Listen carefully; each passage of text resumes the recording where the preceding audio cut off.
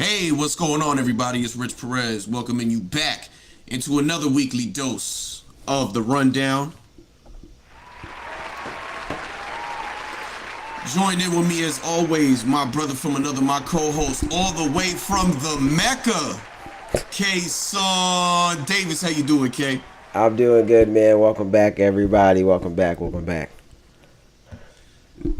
Yeah, we've been gone for a little bit, but while we've been gone, a lot of things have happened. So training camp has begun. We got boots on the ground for training camp a little bit in certain places. But I want to start off with what's going on in New York. So, specifically, we got new coaching staff with the New York Giants. We've got some very entertaining rookies. Evan Neal, Kayvon Thibodeau. how are we feeling right now with the production of the rookies? From what I saw a crazy video from FanFest yesterday, and Kayvon, you want to talk about power? Not Kayvon. Evan Neal just trucked dude in front of him straight into the end zone. It looks like for the first time in a while, at least from the run game, the Giants are gonna have some serious run blocking this season. Yeah, definitely. I think right now it's still kind of hard to gauge with them not doing as much tackling and stuff like that. But I think Saquon Barkley yesterday talked about Evan Neal, just about how big he is, how physical he is, and how athletic he is. So I think between him and Thibodeau, obviously he's on the defensive line, but I think between those two guys, I think it's looking up when you consider those two rookies. Obviously they were top 10 picks, but I still think they haven't even got a chance to really show what they can do because in these practices they haven't been going as hard at each other as they will be going at in the game. So I think they'll be able to show a little more in the game when you really can when you're really going after it and the games really count. Obviously in practice especially the beginning of the tramp, you're kind of just you're kind of just warming up to get to those things. So I think you've seen some things, and obviously those things look great, but I think the sky could be the limit, especially when things start to really count. Yeah, I think what's exciting because I've been hearing like the other day we got an interview from Kenny Galladay, and he kind of made the comment about the offense this year and the receivers really knowing the routes that they're gonna run with the whole. I think he used cookie cutter, like we're not out here on like some cookie cutter stuff, so something to that degree. So it kind of lets you know in perspective. We all know as Giants fans how bad last season was. That was painful to watch with just everything that went on, even the ending of it with the press conferences, the long rant from Joe Judge, and the firings left and right. We said a lot of things about the former general manager getting out of here, but I don't want to. I want to be optimistic about this season. For like you got Brian Daboll in here, who is credited a ton for his work with Josh Allen. Josh Allen obviously is one of the top quarterbacks in the league right now.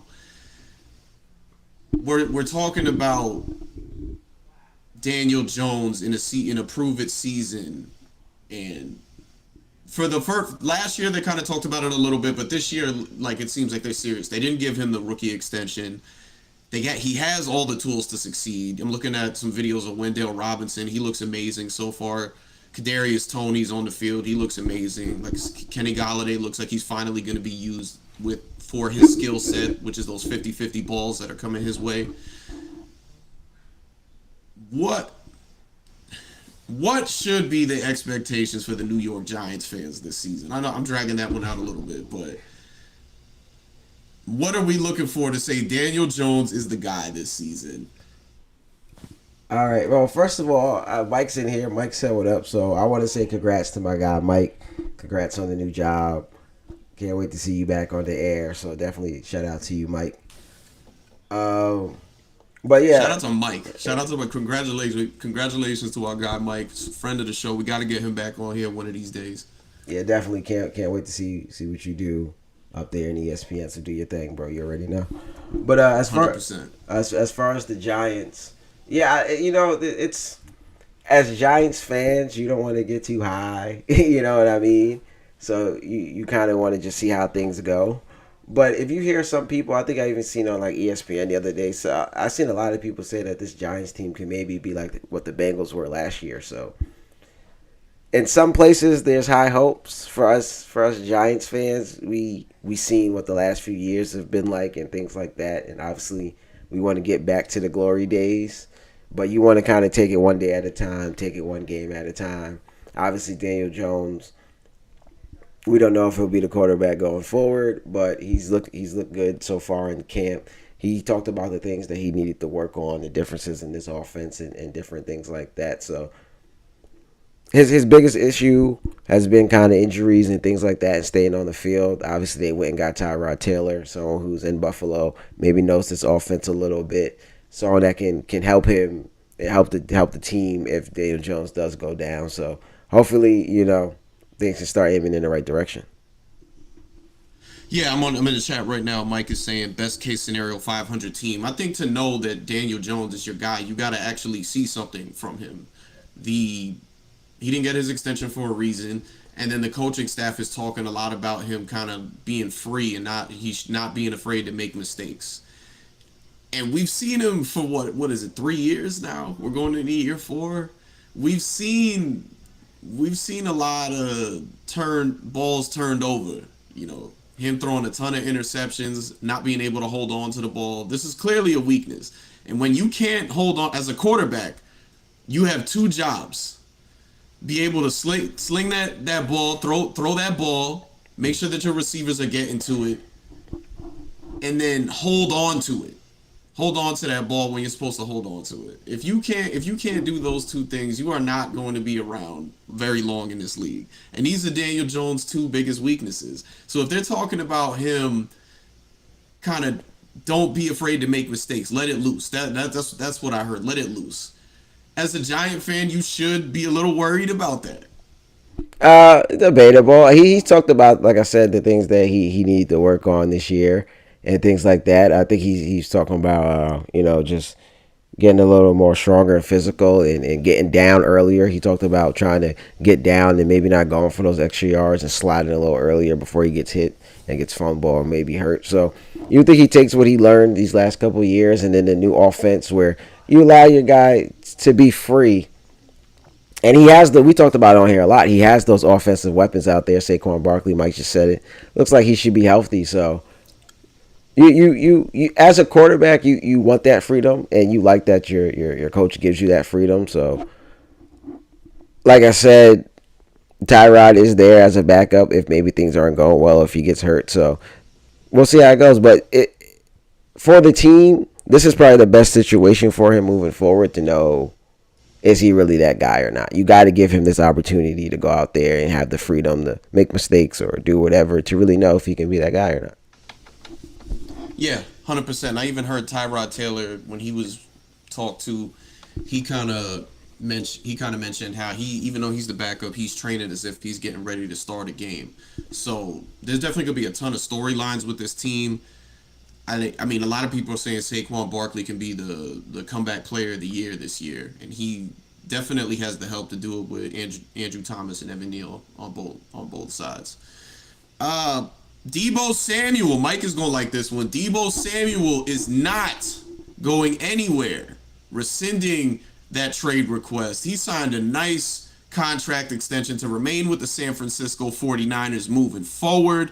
And other news coming out of San Francisco is it will be a new era. Trey Lance will be the starting quarterback for the San Francisco 49ers in the year 2022. Now, obviously, we're not shocked by that. We knew that come after last season was over that Trey Lance was going to get the reins handed over to him. The problem is Jimmy G is still a San Francisco 49er. And they need to figure out what goes on there, where the best available team will be. Now, for anybody who wants to start the rumors of a return to the New England Patriots, relax, pump the brakes. That's not happening. They feel very comfortable with Mac Jones. So that just begs the question: what team would need a Jimmy G the most in 2022?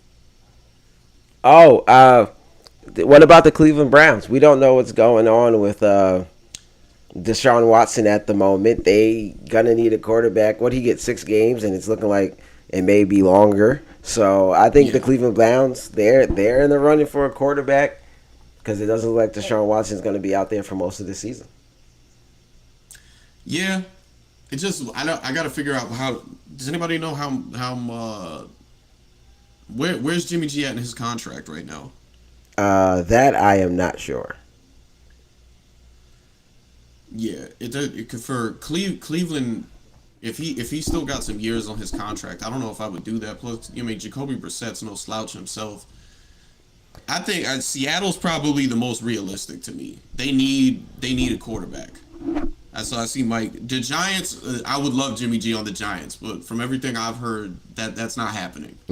So unfortunately, so I would have to go with Seattle, especially with everything that's going on over there. You still got your coach in place, but I don't know, things are looking shaky. So and they still got some weapons over there. DK Metcalf got himself a nice contract extension too.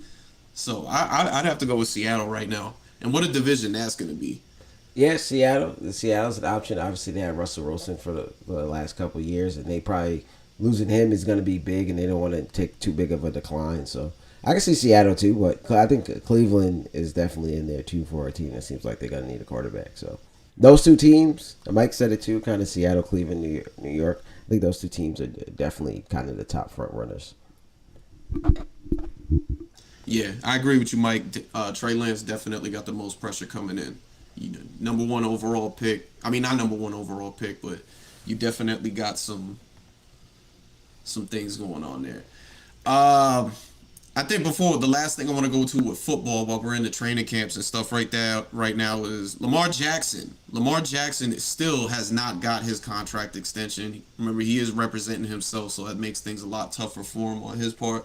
We had the anonymous GM come out and say that it doesn't matter how many he could win 12 MVPs, he still won't be a tier 1 quarterback. And then in the news of Hollywood Brown wanting to get traded and then getting traded to go reunite with Kyler Murray. So first of all, to the anonymous defensive coordinator that made those comments, those are probably some of the stupidest comments I think I've ever heard in my life. If you win 12 MVPs, you're a tier 1 quarterback. Also, what gets me mad about the whole Lamar Jackson thing is, first of all, this guy from day one came into the league, first start and balled. The Baltimore Ravens almost missed the playoffs with Joe Flacco starting before he got hurt and Lamar got entered into the game. Lamar Jackson puts this team on his back, and that's why they win. It's like they keep moving the goalposts for him too. Because remember, first it was, well, he can't win a playoff game.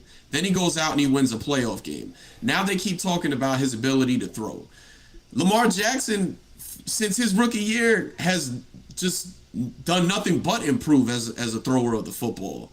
So, I mean, we all know what this stems down to or whatever. But this is just nonsense at this point. This dude has won against some of the best of them, and he's only going to continue to grow. Like I think before Lamar Jackson retires, he will win a Super Bowl. Yeah, definitely. I agree with you. Obviously, a lot of people's question his throwing ability and things like that, and whether you think he's proved it or not. I think that's where a lot of this maybe stems from, and things like that. Obviously, does he have an MVP under his belt already? Yeah, he's got one already. People want him to prove it a little more and win it in the playoffs and things like that. But I think he's still young. He still has some time. He's still growing. He can still get better in a couple things. So I obviously don't agree with what that guy had to say. But we'll see how the contract negotiations work out. Like you said, he's representing himself and things like that. But even if they don't give him extension, I think there's a team out there that would definitely take him and give him that money. So it would just be the Ravens maybe losing out. Yeah, I eventually think this is going to get done. Harbaugh has his back 100%. The only thing I'll add to this when it comes, I think that this isn't an opinion. This is just fact. Lamar Jackson is worth just as much as Deshaun Watson is, and he should get paid more than Deshaun Watson has been compensated. Is that based off these circumstances, or just you think he's a better player? When someone's already paid and it's your time to get paid, it doesn't matter if you're better, especially as a quarterback. It doesn't matter if you're actually better than them or not. If your services are necessary for the team that you play for, you're gonna get paid. But you would have to be on that same level to get the same amount of money. There's Kirk Cousins gets paid very well above what his actual level is as a quarterback. And that's interesting. I guess if he plays his cards right, it's negotiation. It's it's sometimes what you can talk yourself into, not maybe what you deserve. So I might have just came up with that quote myself. So if anyone wants to steal that, if anybody wants to steal that, just let me know. Uh, Let me go into one more thing with the NFL before we move on to some hoops talk. And I know we're real late in the game with the hoops talk, but we definitely got some stuff for you guys today. The contract extension of Kyler Murray. Again, this goes to what I was just kind of talking about. It's just like when it's your time to get paid, and that just is what it is. But they had that clause in there about him having to study or his film for a certain amount of time per week, and the memes and jokes were out there, whatever. I don't know any inside information on Kyler Murray's study habits and things like that. I don't want to say this is a Jamarcus Russell situation because it's not. But that is crazy to me that even had to get thrown in there, and I don't know what the point of it was. Yeah, I don't. That one was just a little different. I don't really know what the point of that was either. It's interesting for both sides because for him, it kind of maybe shows that maybe you're not looking at the playbook as much as you're supposed to be or as much as you should be. There's some type of maybe disconnect there. And for a team, obviously you see the talent and maybe what he could be, but with me, there's a slight disconnect there where it's like you kind of don't believe in him as much if you have to force him to, read the playbook. You know what I mean? It's kind of like there's somewhere in there where you don't think he's doing what he's supposed to be doing. So it's interesting for both sides. And I guess we'll kind of see how it goes moving forward. But it could be a slight knock on him when they're saying you're not doing as much as you're supposed to. Yeah, 100%. But I guess it is what it is. I actually expect the Arizona Cardinals to do some things. You had Hollywood Brown, him and Hollywood Brown, and I always thought Hollywood was a good receiver, even with the Ravens. But him and Hollywood Brown were working magic together when they were at Oklahoma. So you got that. You added DeAndre Hopkins back when it's time for him to come back. They got some stuff over there. So I feel he'll just show improve. Yeah. Before we go to hoops, first of all, is there anything in the training camps around the league that you're seeing that maybe excites you, maybe worries you? Is there anything that you've been seeing? I guess the New York Jets, with them moving Mekhi Becton over to the right side, but I feel like that's more strategic on them. Like I heard Bart Scott kind of break it down a couple weeks ago with Mekhi is still a great left tackle, but the system that they're running over there with Robert Salah and company is why we don't need Mekhi Becton kind of chasing after these guys when we could put him in a position where all he has to do is block. So that's interesting, and I want to see if Zach Wilson takes the next step. I think a lot of people had high hopes of Zach Wilson coming out. He was getting some small comparisons to Patrick Mahomes when he was at BYU. So, what the Jets look like they've surrounded him with enough where we can see, can you win at this level now? Like, because he's got some nice protection up front.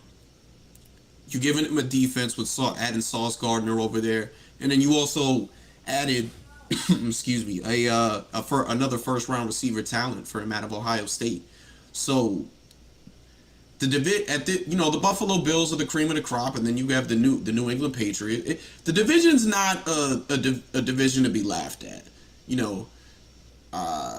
Cheetahs in Miami now with Tua Tagovailoa. Mac Jones and the Patriots made the playoffs a year ago. The Buffalo Bills are the Buffalo Bills. So it's time to see if he can compete, especially in a division that's going to be a little tough to compete in.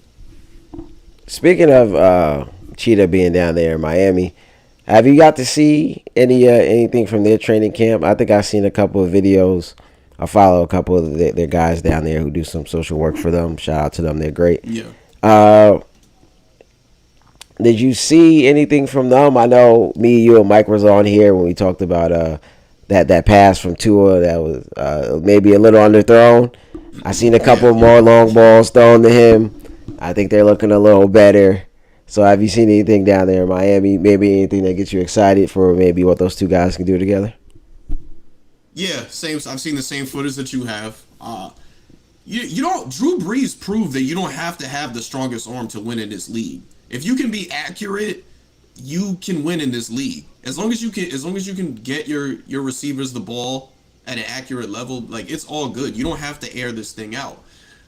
And we know he doesn't have a strong arm. You can also develop your arm talent or your arm strength over time. But again, you don't as long as you can be accurate, then you're good. And again, like we were talking about with other guys getting that help with the receivers and front lines and whatnot, like he's gotten that.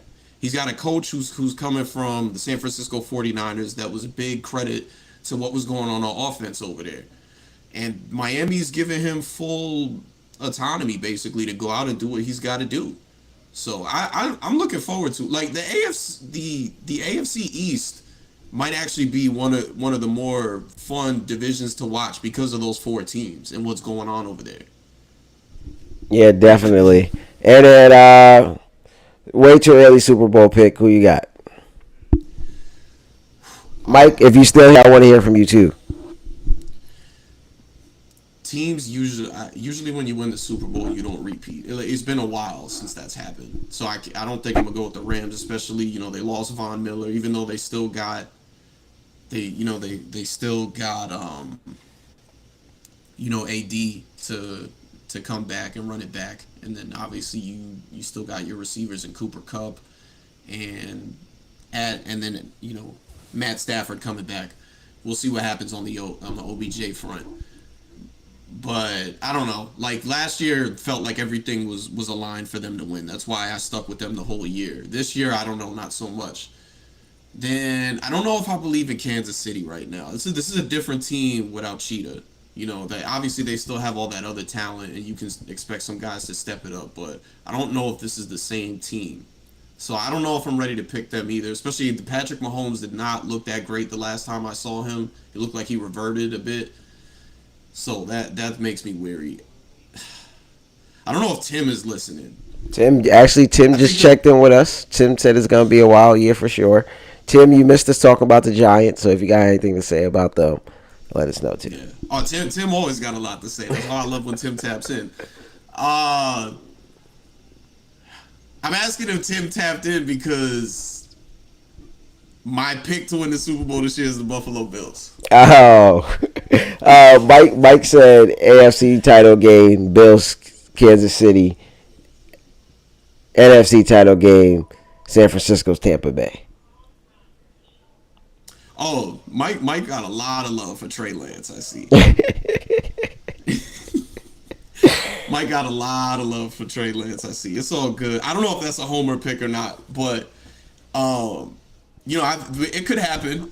It could happen. It could happen. It could happen. So you got the Bills getting over the hump this year. What do the Bills have to do for this prediction to come true? Like, what do they have to do to get over this hump? They got to get the ball back in overtime. With Cheetah gone, and they're gonna get it. If with Cheetah gone, is Kansas City finally out of their way? No, because I feel like that's a mental matchup. Like that matchup is like watching Tom Brady versus Peyton Manning. So I won't be quick to dismiss Kansas City out of that, but but the Bills are that good. Like, especially now with the new rules in place that both teams get a chance to touch the ball in overtime. I gotta go with Buffalo on this one. They've been this is the same organization that went to 4 Super Bowls 4 years in a row and lost all 4. So they've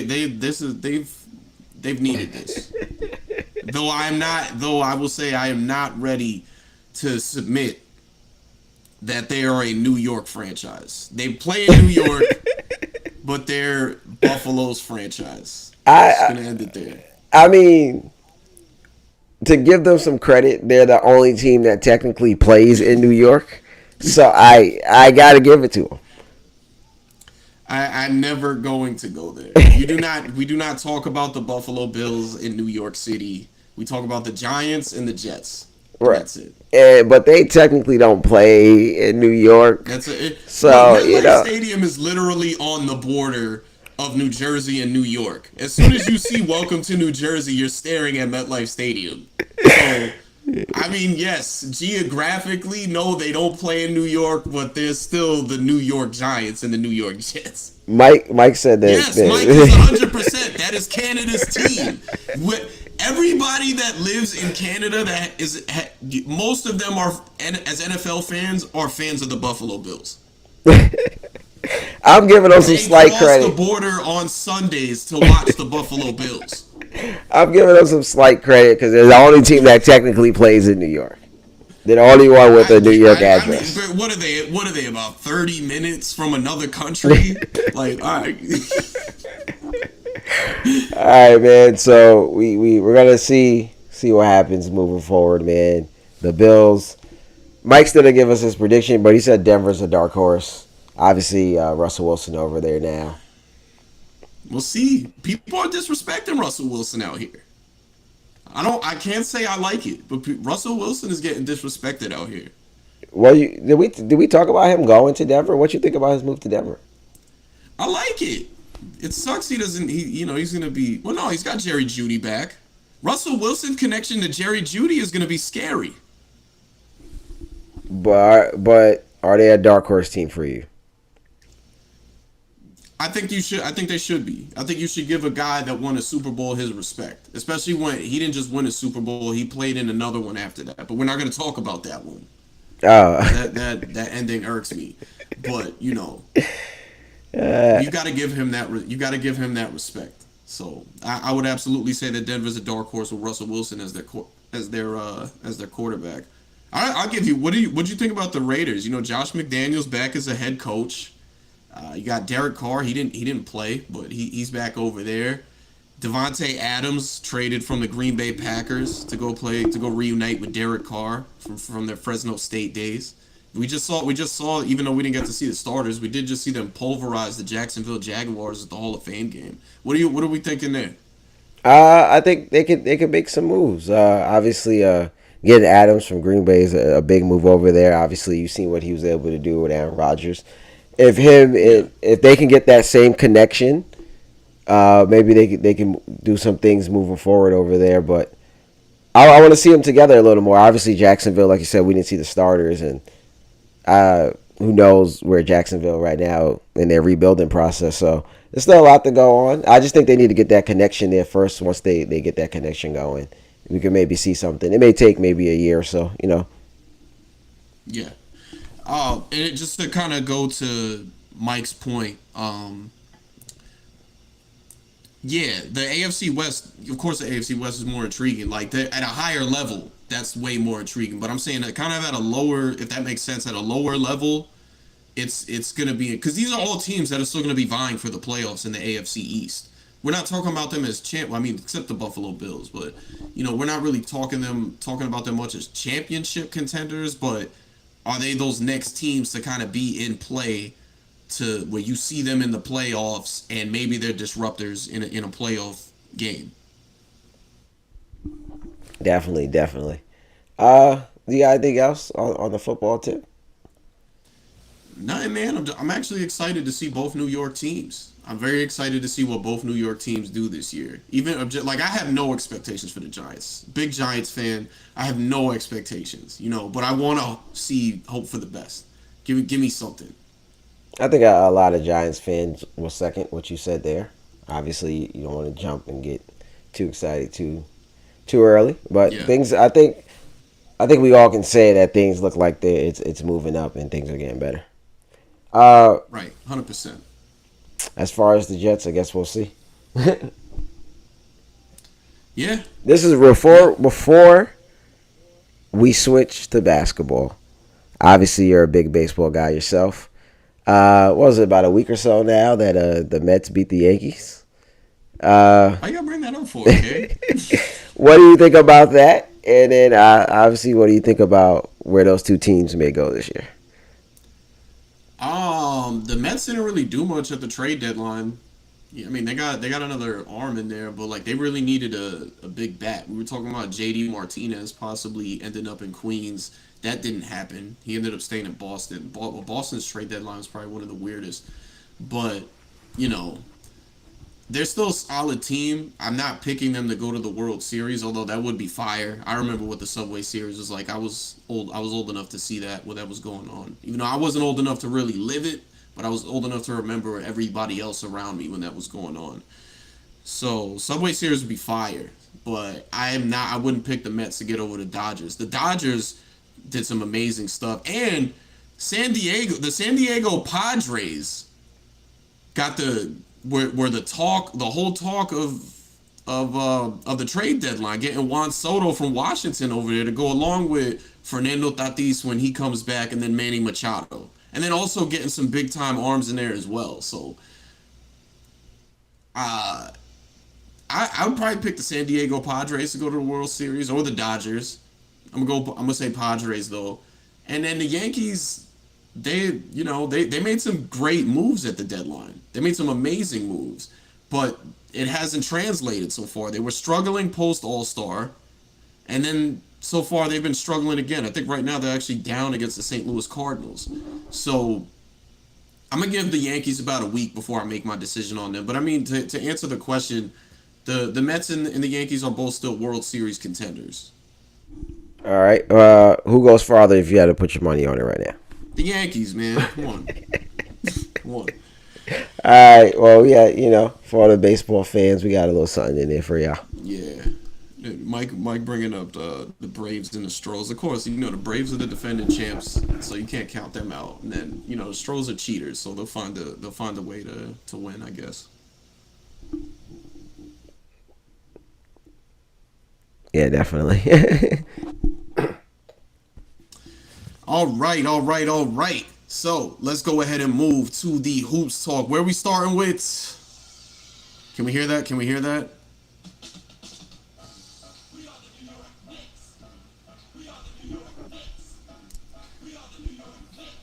I feel like we haven't played this one in a while. I don't know if that's a good thing or a bad thing. Ah, man, we're going to find out.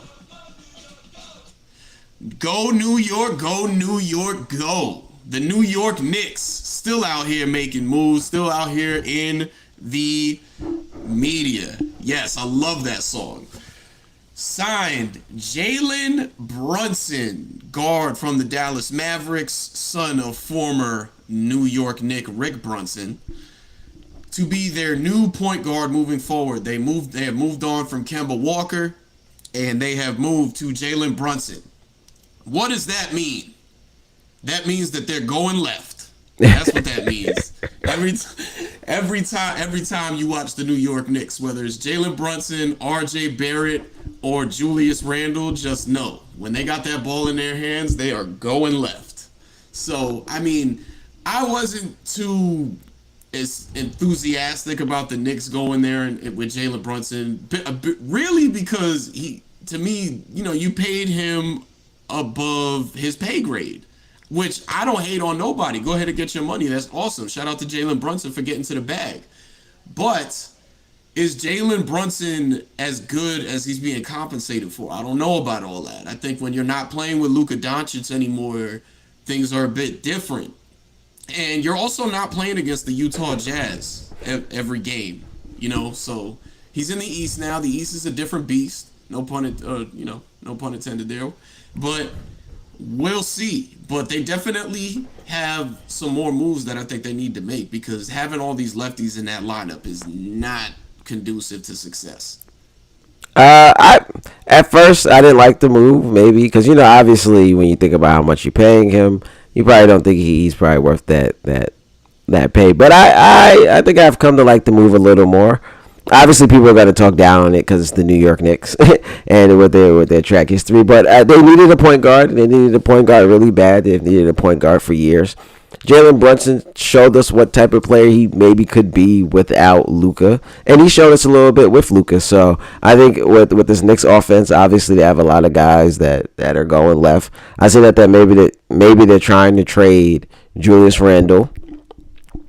Obviously, the Donovan Mitchell thing that we're going to get into, they've been heavy on the Donovan Mitchell train.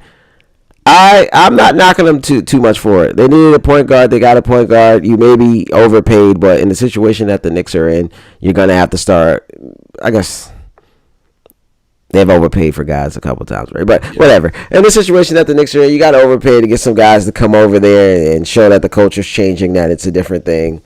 Brunson goes over there, play well. The Knicks play well. Things can come around, and maybe that contract leads you somewhere else. Maybe you trade him in a year or so for a superstar player who wants to come play for the Knicks. But the Knicks had to do something. It's not the splashy move that New York wants, but I think Brunson put in the right spot in right situations, he can maybe flourish. And we've seen that a little bit when he was in Dallas, especially like you say, he can't play Utah all the time, but I think he can you put him in the right spots, he can take advantages, show his advantages, and take advantage of certain situations. Yeah, he's still a hell of a ball player. My whole biggest thing was exactly what he was being compensated for. I remember talking to my dad about it after when they were, because they've been heavily connected to Donovan Mitchell, as we mentioned earlier, and like if they were to acquire Donovan Mitchell, my is this Carmelo Anthony all over again? That would be worrisome. Because remember, you get Stoudemire first. You throw a bunch of money at Stoudemire, then you trade the farm for Carmelo Anthony. Is this that again? Because I know one thing: R.J. Barrett cannot be in any deal for Donovan Mitchell. R.J. Barrett is supposed to be the face of this franchise, even if he's not the best player. As weird as that sounds, that's supposed to be your homegrown guy. You cannot move on from R.J. Barrett. So how they get that deal done is one thing, and where does it translate to success? Because Mike mentioned Tibbs running Brunson into the ground. I'm still on the train that, as toxic as it is, the Knicks should move on from Tibbs. I feel like the league is just. I'm sorry. I feel like the league has kind of moved on from how guys like Tibbs and Doc Rivers coach. And I Yeah. think that Tibbs is a part of their lack of success. Yeah, but with the way things have been working, he did well in his first season. Obviously, didn't do as well in the second season. I think doing well in your first season has earned you the right to see what happens in the third season. So it's like you did good one, you did bad one. If you do bad in this is like the deal breaker. It's 1-1 right now. This one's gonna top whatever. So they've switched through a lot of coaches lately. So I think Tibbs obviously runs his players to the ground a lot. That's always been a thing. He wants players to play hard. So I think they can still try to rekindle some of that magic from a few years ago. So I'm not gonna knock it too much. I think the Donovan Mitchell thing, obviously you don't want to give up too much for him, and hopefully they don't. But I'm with you. You don't trade Who's taking the ball out of R.J. Barrett's hands? And at this point, just to kind of wrap that one up, at this point, R.J. Barrett needs to kind of take that next step in his career. How's he going to take that next step if he doesn't have the ball in his hands? Yeah, definitely. So it's interesting if they go. Obviously, they want that star player. They want to get back to those glory days. So we'll see where the Knicks go from here. Zion is not coming to New York. I thought we did it this already, man. They're like he just got the bag from New Orleans. That's a great team over there too. They're doing amazing things over there right now. Like Zion, let's let that one go. Zion is never going to. Let me not say never. If he does, he'll probably be passing though. Yeah, maybe if they. I mean, obviously we don't know what's gonna happen with Cam Reddish. That's another guy who played that Duke with them. It seems like they're trying to get that team back together. He just signed that huge contract. I don't think it'll be anytime soon, like you said. The Pelicans look like they're on their way up, and just adding Zion, they should be able to do bigger things than what they did last year. So the Knicks, I think maybe after this contract is up, maybe the Knicks will be in play if they're in the right situation, and they still have those guys because that's so many years down the road. If I'm the Knicks, I would start Cam at the 2 and RJ at the 3 still. Or you can even interchange those guys, but I feel like that would be my starting lineup. And then look at the Knicks don't have a bad team. Like the Knicks, I feel like coaching is a big factor with their lack of success. And then we'll see how you're able to mesh these guys together. But as far as talent goes, they don't have like that terrible of a team. And even last season, it wasn't like they had a terrible record. They missed the playoffs and the play-in, but they were stuck in the middle. That their whole thing is what Jalen Brunson is supposed to be that guy that kind of moves them over the hump to get into the playoff situation.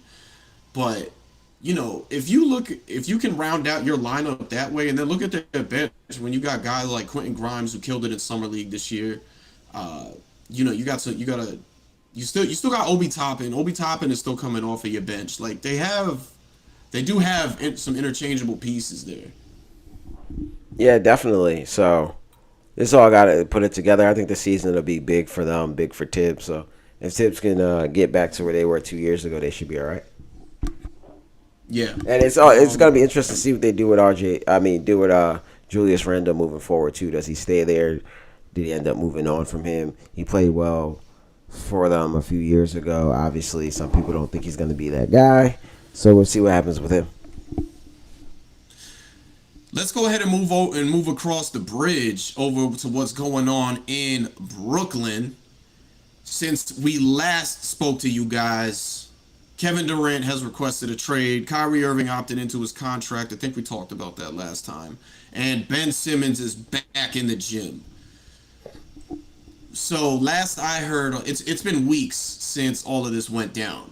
And last I heard, KD is supposed to meet with Brooklyn Nets owner Joe Tsai, and we'll see what happens after that meeting.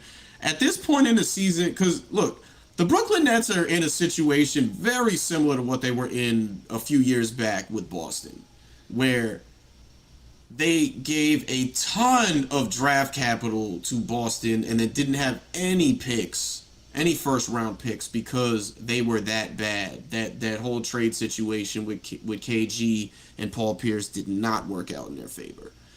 So now they're in a similar situation because Houston has the next few first-round picks from the Brooklyn Nets due to the James Harden trade. And James Harden is now gone, and you have a lot of uncertainty with your two stars. So Brooklyn is not stupid. They know that if they're gonna move KD, because KD has no options in his contract. He is locked in for the next 4 years. If they're going to trade KD, they're going to make sure that they trade KD for what he's worth so that they can still be competitive out here. So at this point in the game, because we haven't heard anything in almost a month, 2 months,